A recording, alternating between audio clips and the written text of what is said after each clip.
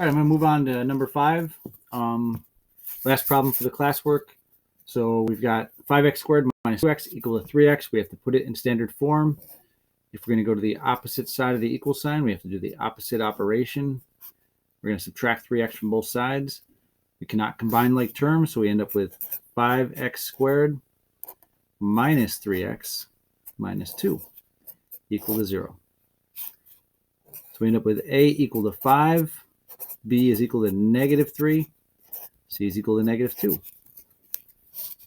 So now when we set up our quadratic formula, we get negative b, which is negative 3, plus or minus the square root of negative 3 in parentheses squared, minus 4 times a, which is 5, times c, which is negative 2, all over 2 times a, which is 5.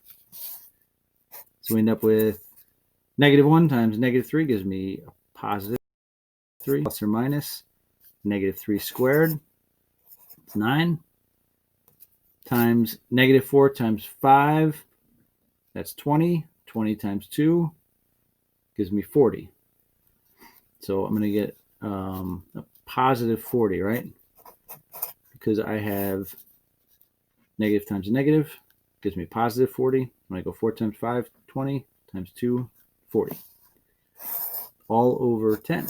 So we get x equal to 3 plus or minus square root of 49. Oops, and I put that a little too close, so I'm going to show that those are separate. Square root of 49 all over 10.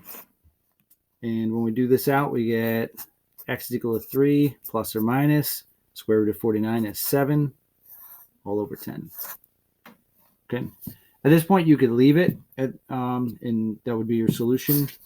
Or you can do it out and go, okay, my first intercept is 3 plus 7 all over 10. And my second intercept is minus 7. Whoop.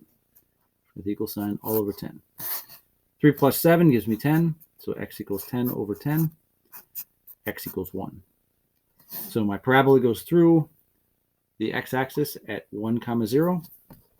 And on this one, we get 3 minus 7 gives me negative 4 all over 10.